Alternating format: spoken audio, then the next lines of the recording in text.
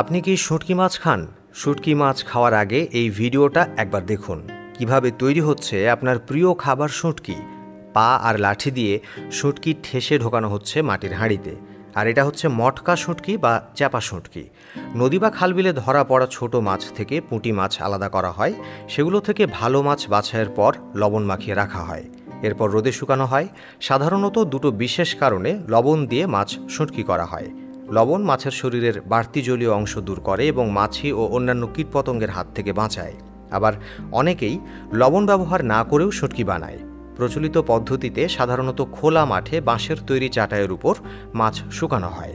আবার বাঁশের তৈরি মাচার উপরও মাছ শুঁটকি করার জন্য দেয়া হয়। এভাবে মাছ শুকাতে 3 থেকে 5 দিন পর্যন্ত সময় লাগে।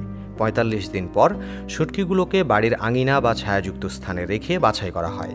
বিশেষ করে বড় আকারের শুঁটকি বাছাই করে রাখা হয় চাপা শুঁটকি প্রস্তুত করার জন্য। আকার অনুসারে বাছাই করার পর একটি বাঁশের তৈরি মাচার উপর শুঁটকিগুলো রেখে চাটাই দিয়ে ঢেকে সংরক্ষণ করা হয় সর্বোচ্চ 7 দিন পর্যন্ত।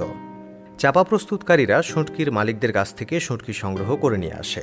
সাধারণত মালিকরা শুকনো চটের বস্তায় শুঁটকিগুলো সংরক্ষণ করে।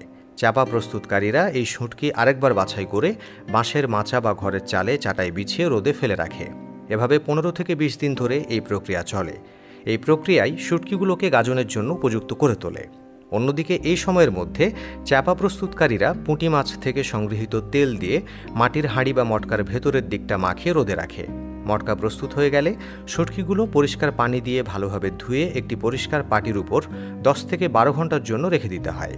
এ সময় শুঁটকিগুলো পানির আর্দ্রতা শোষণ করে নরম হয়। হাতের আঙুলের মাধ্যমে চাপা দিয়ে এটি পরীক্ষা করা হয়। এরপর তেলে ভেজানো মটকাগুলোকে মাটিতে গর্ত করে এমনভাবে পুঁতে দেওয়া হয় যেন মটকার মুখ মাটির সমান্তরালে থাকে। এভাবে মাটিতে পুঁতে দেওয়ার উদ্দেশ্য হলো শুঁটকিগুলো যেন ভালোভাবে মটকার মধ্যে চাপ দিয়ে ভরা যায়, আর সেই চাপে মটকা যেন ভেঙে না যায়। পরের ধাপে শুঁটকিগুলোকে মটকায় চাপ দিয়ে ভরা হয়। সাধারণত চাপা শুঁটকি প্রস্তুতকারীরা এ সময় পা দিয়ে শুঁটকিগুলোকে মটকার ভেতরে ধাপে ধাপে চাপ দিয়ে পূর্ণ করে।